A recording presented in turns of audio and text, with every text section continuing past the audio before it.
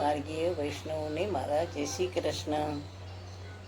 મારો આજનો વિષય છે આપણા પુષ્ટિ માર્ગના જે નિત્ય નિયમના શ્લોક તથા જે સ્તોત્ર છે, પાઠ છે, તેમનો સંસ્કૃતમાંથી ગુજરાતીમાં અનુવાદ બતાવવો. સર્વપ્રથમ આપણા આરાધ્ય દેવનું આપણે સ્મરણ કરીએ. શ્રી કૃષ્ણાય નમઃ.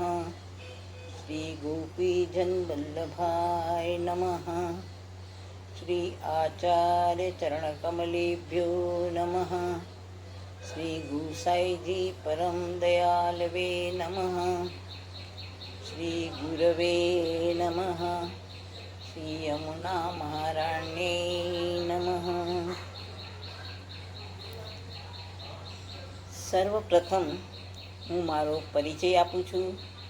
હું સૌ જ્યોતિબેન જસવંતલાલ બખારિયા, અમરાવતી, મહારાષ્ટ્ર, રિટાયર્ડ ટીચર એટલે સેવાનિવૃત્ત શિક્ષિકા. સ્કૂલનું નામ મણિબાઈ ગુજરાતી હાઈસ્કૂલ, અમરાવતી, મહારાષ્ટ્ર.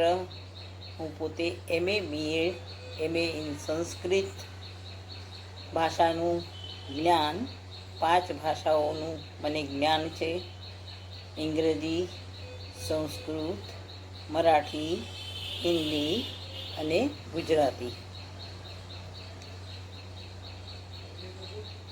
દેશ વિદેશમાં વસતા મારા લાડીલા તથા વાલા વૈષ્ણવો અને મારા ખાસ યુવા મિત્રો, હવે આપ સુધી કહીશું કે મેં યુવા મિત્રો એમ કેમ સંબોધન કરે છે, જ્યારે હું તમે વડીલ છો. તો સંસ્કૃતમાં એક શ્લોક છે: લાલયે 5 વર્ષાણી, તાડયે 10 વર્ષાણી, 16 વર્ષેષુ પુત્રેણ સહ મિત્રમ એવ વદાચરેત.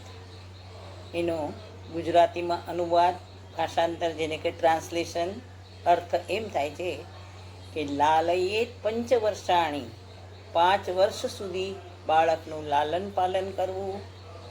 તાડયે 10 વર્ષાણી, અને 10 વર્ષ સુધી જો તેની ભૂલ થાય તો તેને તમે તાડન એટલે મારી શકો છો. પરંતુ 16 વર્ષેષુ, જો એ બાળક 16 વર્ષનો થાય તો પુત્રેણ સહ, પુત્રની સાથે અથવા પુત્રી સાથે, મિત્રમ એવ વદાચરેત, મિત્ર જેવો વ્યવહાર કરવો જોઈએ. કારણ આપણે સમજીએ છીએ કે બાળકો જે પોતાની વાત મિત્રો સાથે શેર કરી શકે, પોતાનું સુખ દુઃખ જે કહી શકે, સલાહ સૂચન કરી શકે, તે પોતાના મિત્રો સાથે જ કરી શકે.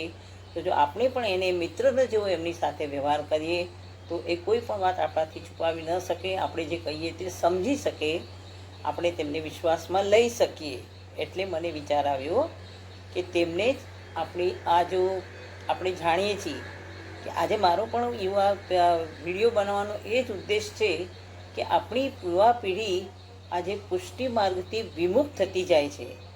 તો મને તો તેનું કારણ એમ લાગે છે કે આપણા નિત્ય નિયમના જે શ્લોક છે તે સંસ્કૃતમાં હોવાથી તેમનો અર્થબોધ મિનિંગ તેમને સમજતો નથી, એટલે કદાચ તેઓ ઇન્ટરેસ્ટ લેતા નહીં હોય.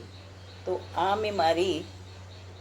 મારો વિચાર છે. તો મને એમ લાગ્યું કે આપણને થોડું ઘણું જ્ઞાન છે તો આપણે તેનો સદુપયોગ કરી શકીએ અને આપણા બાળકોને આપણે એની કોશિશ કરી શકીએ સંસ્કૃતમાંથી ગુજરાતીમાં સમજાવવાની.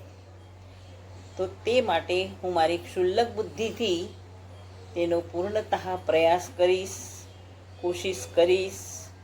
કારણ કે આપ સર્વે જાણો છો કે હું પણ આટલા વર્ષથી 33 વર્ષની મારી પણ સર્વિસ થઈ, એટલે અમો પણ શિક્ષણ ક્ષેત્રમાં હોવાથી થોડા આ ધર્મ ક્ષેત્રમાં એટલે પુષ્ટિ માર્ગમાંથી થોડા વિમુખ જ થઈ ગયેલા. પણ હવે મને વિચાર આવ્યો તો થોડું એ પ્રમાણે મેં પણ રીડિંગ કરેલ છે. તો આપણો પુષ્ટિ માર્ગ શ્રેષ્ઠ કેમ છે તે બતાવવા માટે, મને આ બાળકોને ખાસ જાગૃત કરવા માટે મને એમ થયું કે ચાલો આપણે એનો અર્થબોધ કરવાની કોશિશ કરીએ અને મારી ક્ષુલ્લક બુદ્ધિ ક્ષમતાથી હું તે સમજાવવાની કોશિશ કરીશ. તેમાં પણ જો મારી કંઈ ભૂલ થાય તો મારા પરમ પૂજ્ય ગુરુદેવ મને ઉદાર દિલથી ક્ષમા કરશે એવી હું તેમને પ્રાર્થના કરું છું અને એવી હું આશા રાખું છું. તો તેમને દંડવત પ્રણામ કરી આપણે આપણો આ જે વિષય હાથમાં લીધો છે તેમનું વિવેચન કરવાનું કોશિશ કરશી. અને મારું કહેવાનો મુખ્ય ઉદ્દેશ્ય છે આપણે 5 મિનિટથી વધારે લેવાની હું કોશિશ નહીં કરું, કારણ કે આપણે જાણીએ છીએ આપણા યુવા મિત્રો આ સત્ર મેં યુવા મિત્રો માટે જ લીધેલ છે. તો આપણા યુવા મિત્રો બધા સર્વિસ કરતા હોય, તેમને સમયનો અભાવ હોય તેમની પાસે, તો કમથી કમ 5 મિનિટ તેઓ દિવસના એકવાર તો બી આપી શકે. તો તે પ્રમાણે હું પણ મારા સમયનો સદુપયોગ કરી જેમ મને સમય મળશે એ પ્રમાણે હું પણ તે નિત્ય નિયમના શ્લોકનો અનુવાદ કરવાની કોશિશ કરીશ. અને મારા ગુરુદેવને દંડવત પ્રણામ કરી તેમને હું પ્રાર્થના કરું છું કે તેઓ મને મારા આ કાર્યમાં આગળ વધવાની આજ્ઞા આપે અને તેમનું સહકાર્ય મને મળશે અને આપ સર્વેનું સહકાર્ય બી મને મળે. જો આપ સર્વેને મારો આ વિડીયો સારો લાગે તો આપ સર્વે તેમને લાઈક કરશો, સબસ્ક્રાઈબ કરશો એવી હું આપને વિનંતી કરી આજનું આપણું આ જે વિષય છે તેમને આપણે અહીંયા જ વિરામ આપીશું અને નેક્સ્ટ આપણે બીજે દિવસે પાછું સ્ટાર્ટ કરશું. જય શ્રી કૃષ્ણ.